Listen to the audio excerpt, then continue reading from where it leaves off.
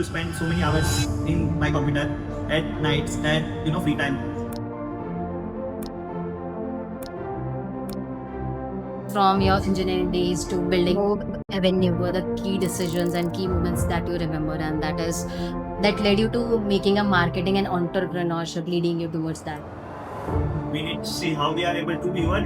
We need to see how we are able to generate margins and run it at scale. At the same time, not getting too many people to run this business.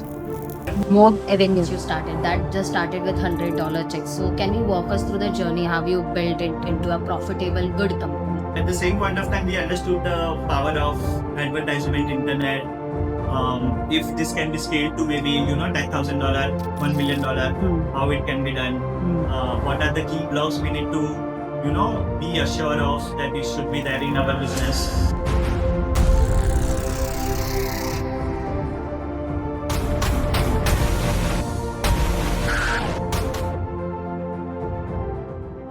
Hello everyone, welcome to DJSCE E-Cell Podcast, Season 3, Episode 2. I am Khushi Solanki. I'll be your host for today. Today, we have with us Mr. Tejas Rathod, a founder of Mobavenue, a Forbes Asia 30, Under 30 honoree, an alumni of our college. It is great to have you with us, Tejas, today. Could you please let us tell you about yourself? So I run a company called as Mobavenue. It is into advertising tech space. We help brands to actually grow. We are a software company, and our software helps brand with multiple problem statement, something as brand awareness, user acquisition, retention, etc., etc. And yeah, it's been 10 years, and I've been running this company as a bootstrapped way, and it's been great to coming back to DJSCE all alone after 10 years, 11 years. Thanks for having me. So, coming back to DJC, so what are the key moments and memories you remember of the college? I think we are sitting in the same class, so many memories. But coming from diploma, blending it, making a space. Yes. I remember I was actually only vernacular student in my whole class, so that was another whole challenge to take care of. But yeah, lots of memories. I think coming late to the class, skipping so many lectures, spending time with friends. So we had so many people as friends which had come from diploma. So as a friend only we had come 6-7 of guys, and I think fun memories overall. Spent 3 years in DJSCE overall. Set for placements, only one of them, which was Morgan Stanley. I got selected until last round of Morgan Stanley, and they didn't select me, so it was a heartbreaker, but overall fun journey. Yeah.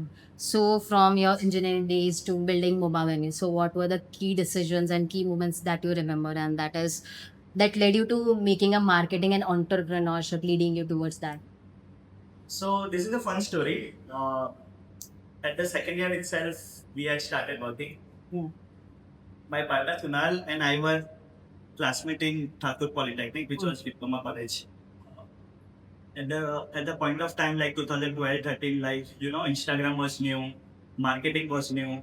There were multiple startups which were coming from multiple part of the world, but it was focused on internet.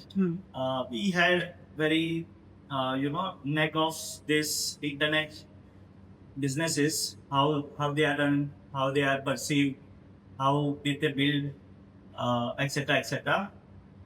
At that point of time, we were running small agency. We were helping brands again with Google Facebook ads. We were helping them how they were able to run the ads, how they are able to showcase their ad to certain kind of users, how they are able to scale them. We were helping them with those little things by helping them to run the ad, but eventually we understood we have to also create a product and then run ad rather than depending on Google and Facebook. So that was one of the key things we identified.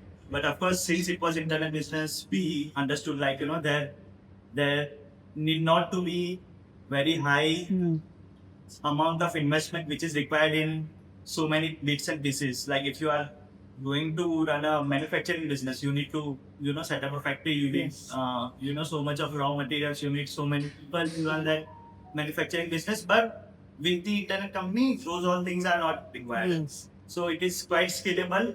We need to see how we are able to pivot. We need to see how we are able to generate margins and run it at scale. At the same time, not getting too many people to run this business. This was the key thing we were trying to figure out at that point of time. And of course, eventually we found our niche. So, as you mentioned, you started this company or startup basically at your engineering days. So, how did you manage the academics and basically startup? Because most of the people are right now doing that, and that is main thing which they are not able to. So, that will be really helpful. If To you be can very explain. honest, like of course I've also done engineering, and there is lots of time with the engineering students. I can for sure say, if you know how subjects are being taught, if you know how things are working in college academics, you can easily find 4 to 5 hours in a day to do the struggle. So that was our key thing. I remember at my college days, I used to spend so many hours in my computer at nights, at free time, to find out like what can be done. And I can definitely say that every student will able to find that time if you are passionate enough. Yes, that Uh, is true. So yeah, I think you can utilize the time very effectively when you are a student. You have very less responsibility. You have very less risk, which you have taken in the life. So you have more appetite to take this. That point of time, you have more time. Uh, so all these things are very entrepreneur friendly. Yes. To start a business. So that was the time we also took a leap of faith. We were helping so many clients, so we were also earning, some bit of money at that point of time, which led to, starting our company from scratch at that point of time and not be only dependent for job. So now Mobavenue, which you started, that just started with $100 checks. So can you walk us through the journey? How you built it into a profitable, good company? Yeah, so Mobavenue, of course, we started with $100 check when we were again at second year of engineering college. So that is a linked up to something like Google would be sending in 2012 a check of $100. That is crazy thing. We couldn't first of all believe, and that check was deposited to Indian Bank. Indian banks also didn't know how to deposit dollar wala check to the bank account. So yeah, that was a new learning. We had a website where we used to put blogs. I actually had hired our juniors as an intern because those juniors had to take an internship certificate for their GRE exam and for their US admission. And we had hired them to write blogs for our website, and then we had advertisement placements inside our website, which used to monetize by Google, and then Google had sent us a check of $100. But at the same point of time, we understood the power of advertisement, internet. If this can be scaled to maybe $10,000, $1 million, how it can be done. What are the key blocks we need to be assured of that it should be there in our business. And one key thing was if the business is scalable or not without too many people to be get involved. I think this particular thing, like how to be profitable and how it can be scaled and with less amount of people, if these three key ingredients are there, I think we were trying to figure out those pieces. In marketing field particularly, how did we, then pivot to marketing? So we found out a gap in the industry that not many people had those kind of expertise to get users in very small amount of maybe CAC or money. We were able to do that.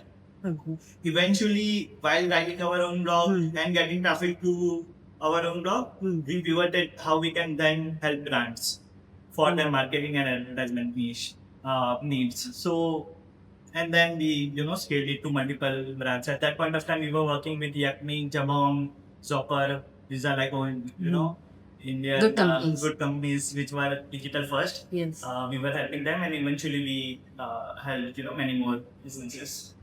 Okay, so what specific gap in market you that made you believe programmatic advertising was the future? That is the very much. Yeah. So, of course, programmatic is very niche.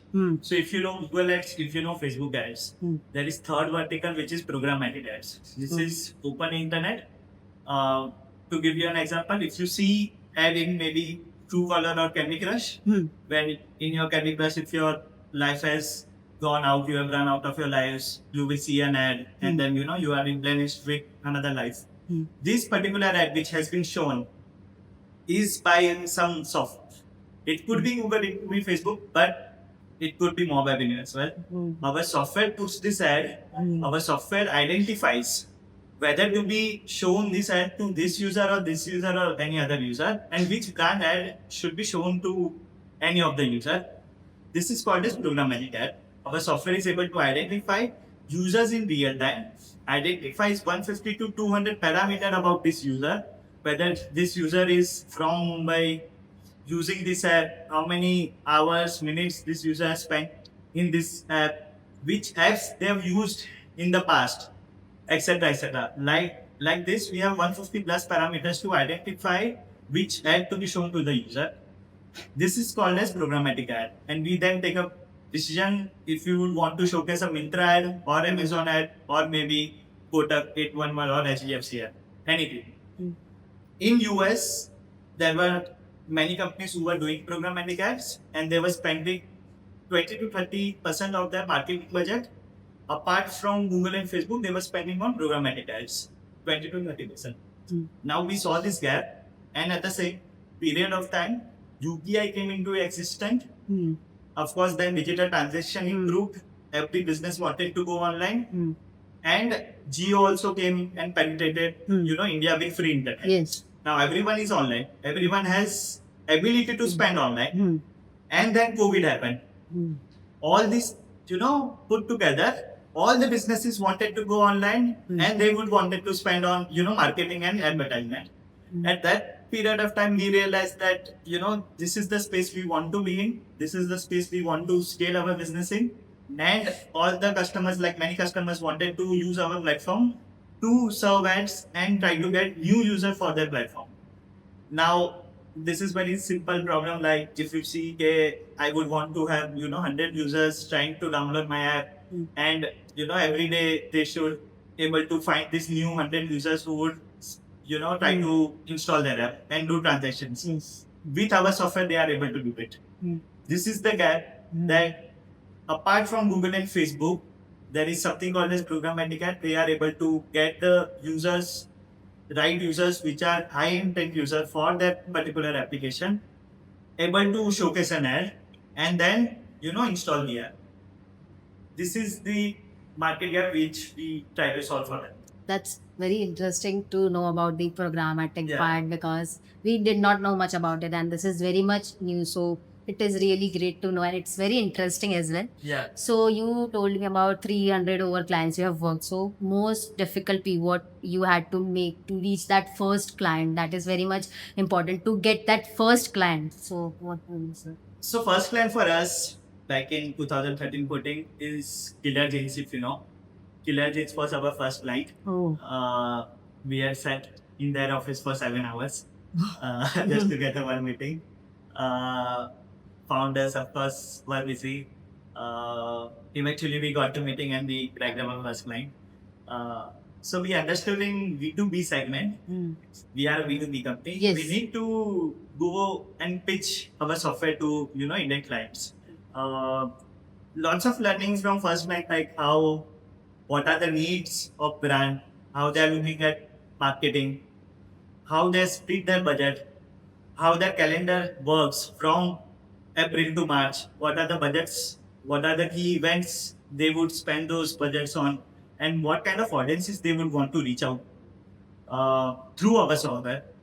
All these things we were able to identify after we onboarded our first customer. Of course, we had multiple leverages. Like we failed.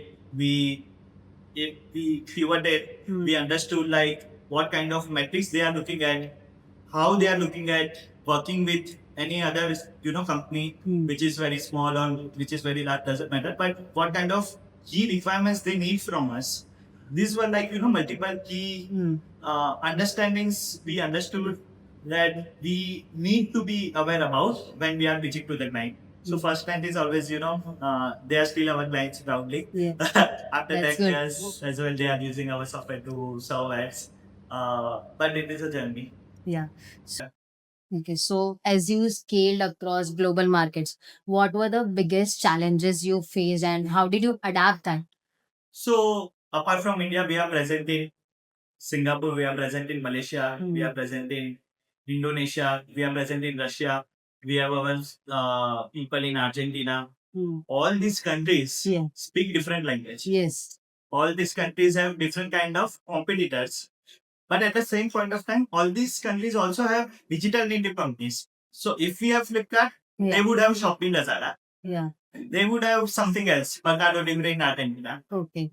If we have Ola Taxi, they would have Grab Taxi. Okay. So all we understood, if we have large population, if we have large penetration of 4G, 5G internet, and they have digital infrastructure ready for payment, then this particular geo is very important for us to go and penetrate because they would also need our software to serve it.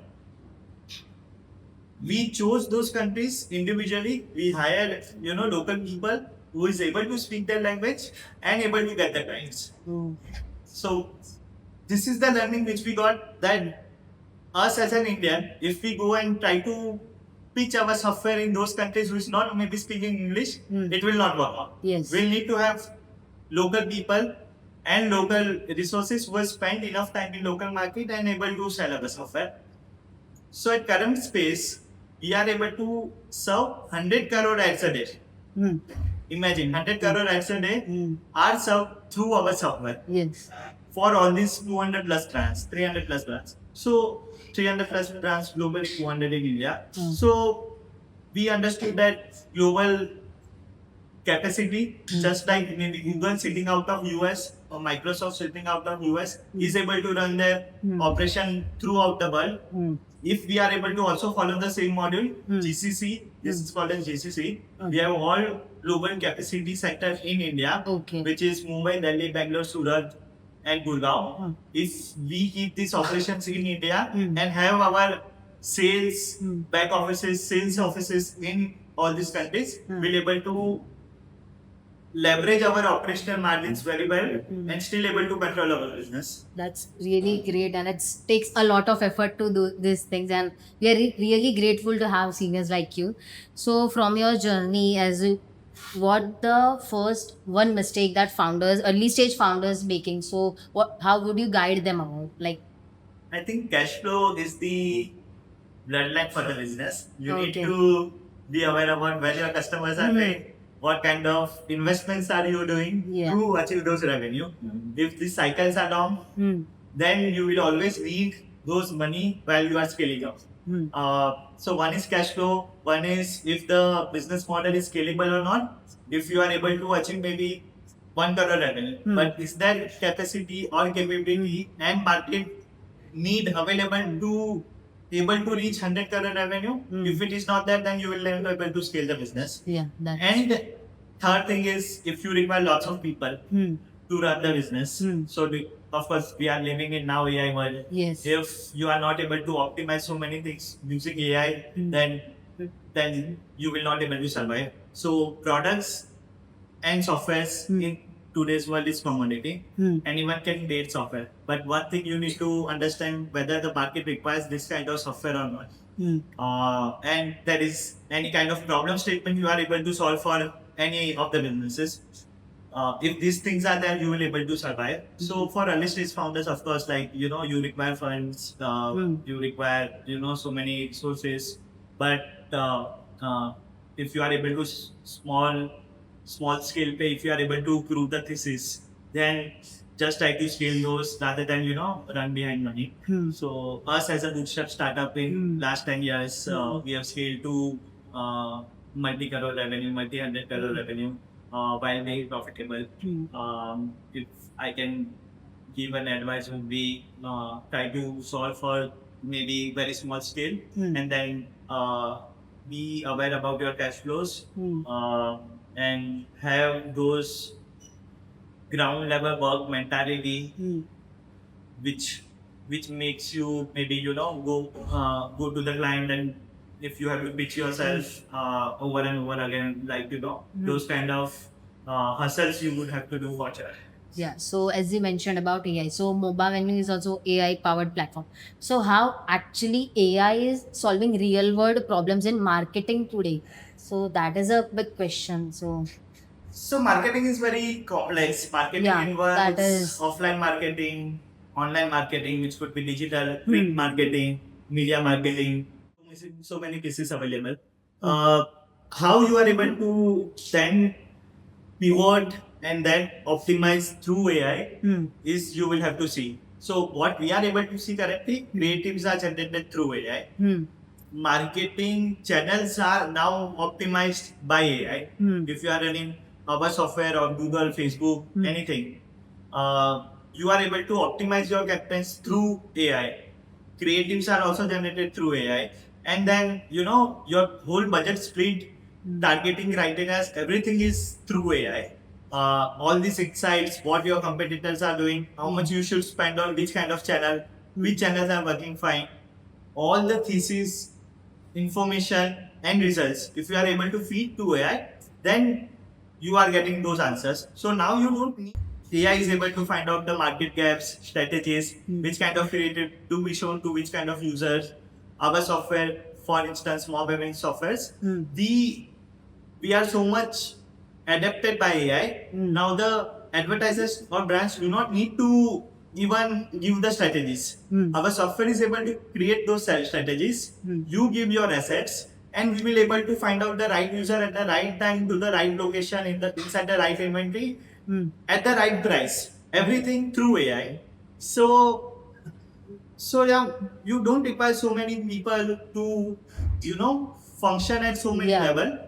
You just require a right strategy, maybe a guidance, and maybe that kind of prompts, of course. So prompts are also important. Yes. How you are able to guide your AI. Our software is able to do that. Our software is which is Prism X, Search X, Research X, etc., helping brands with multiple problem statement.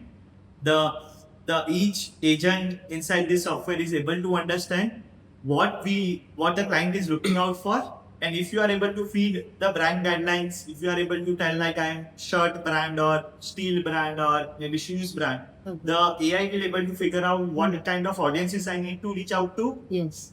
and then which kind of ads I need to showcase. So imagine like everything this being automated, the marketing piece is also getting so fastly changed that you need to take a help of AI for sure. Yeah, so as you told that shift will be there. So what do you think next big shift in the marketing? The brands are not prepared for yet. So what will be the big shift in the marketing because of this programmatic AI thing? Big shift would be, I think, of course, creatives, whether it is banner, whether it is video, whether it is SMS, WhatsApp, notification, all the journeys are now created by AI.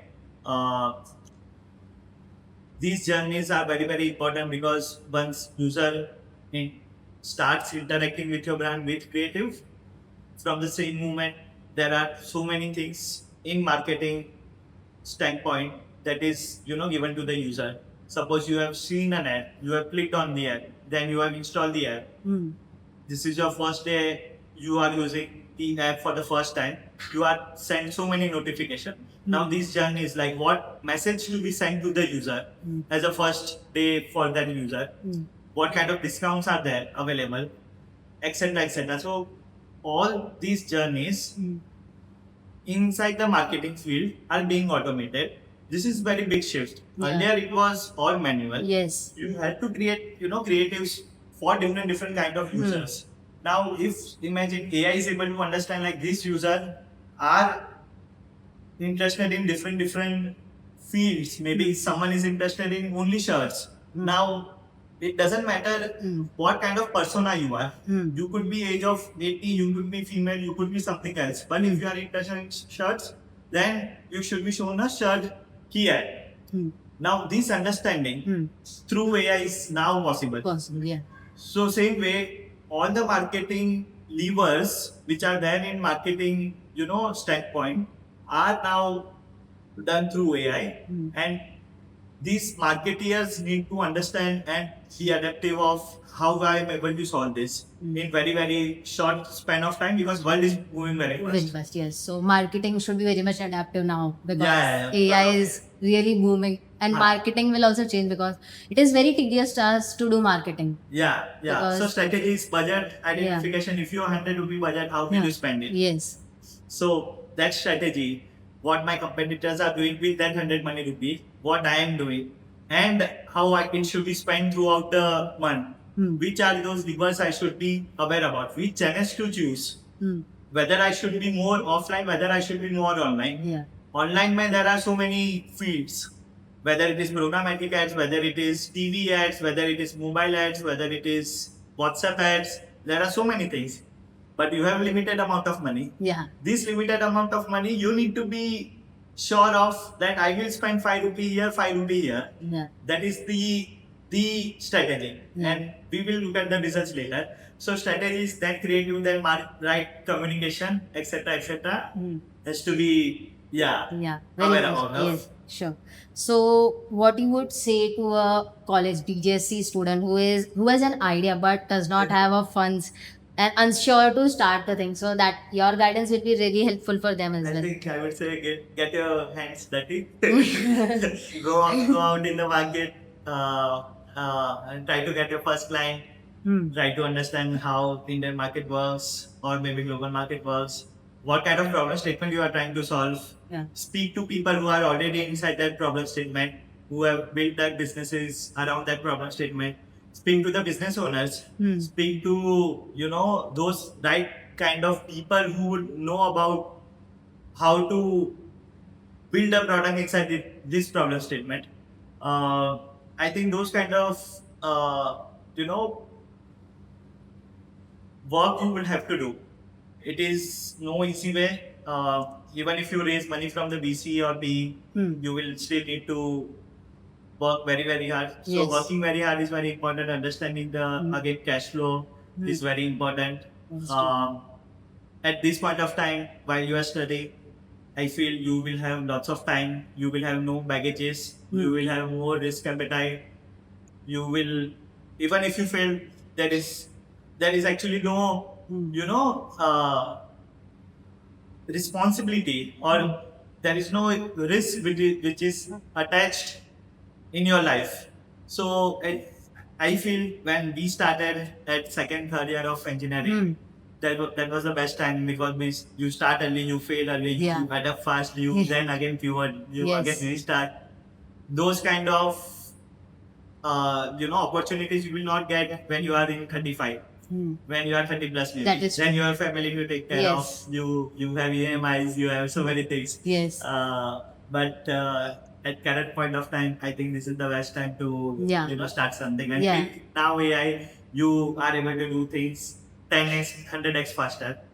So looking ahead, what you see like success do you like in next 5 years about yourself and your company? We truly want to become a global company. From our landscape, advertisement tech in India, we have onboarded 200 plus enterprise clients. Some numbers, if I want to tell you, $15 billion are spent in advertisement just in India. But if you look at US, it is 450 billion. That's huge. Yeah, that's huge. Even countries like UK, which is very small, like maybe 30 million, 40 million population, they spend $60 billion in advertisement. So all these countries put together, they spend $1 trillion in just advertisement, offline, online combined, and again with marketing tech, etc. So global is opportunity. we would truly want to become a global company where our software, our advertisement software, marketing software, monetization tech software are used by many businesses. We would want to scale it to those level where someone as a brand or marketing person, if they are thinking to spend digitally, they should know Mobavenue. So that is the goal which we are trying to, reach by 5 years or 10 years, wherever it is. Yeah, so that's great. That's we wish you success for it, and you Thank get you. that. So now I would say that as students are facing many challenges, so how, like, there is a gap, to identify a gap in a market, that is also main task students often fail to do. If suppose I am a student and I want to start a clothing brand, and there are n number of clothing brands are there, so how to find that gap without AI, that is also a thing, because AI is useful, that is very much useful, but we should not fully rely on it. So how would you justify that? If you are not using AI to identify the gap, then you should speak to people who are there in the clothing brand, who are learning clothing brand or who are into any life cycle of clothing manufacturing business or any clothing business. You need to speak to the owners, or you need to speak to the people who are associated with clothing as a segment. You need to identify that the gap. I can for sure tell you that when you speak to those people, there will be problems which they are facing in daily lives with respect to their job, with respect to their businesses. If you speak to enough people and if you then identify that if this problem persists for all the clothing brands, suppose all the clothing brands is facing the same problem, then you can go for it, that you have identified this is the market gap. Then you speak to the those people that if I were to create some kind of solution for this problem statement, how much you are going to pay? Yeah, because Maybe tentative value. yeah. Doesn't So matter. that is the main thing, because to identify a gap, that is the main key part. If Of you course. find that properly, and then you have a good scalability also for that. Of course, but I will still tell you that on the first day itself you will not able to do it. Of course, that Even is after true. first year, you will still able Yes. to identify that this can be done better. This is the market gap, Market. but there are surrounding things Things, in yes. the ecosystem which also you can solve and increase your time. Time is like your overall how much is the opportunity after this. After this, if you are able to solve many more things around that problem statement, then you keep increasing your time, and that is a scalable business. That's really valuable insights. So thank you so much, guys. Your insights will be really helpful for the students and startup founders who are watching our podcast. Thank you so much, guys.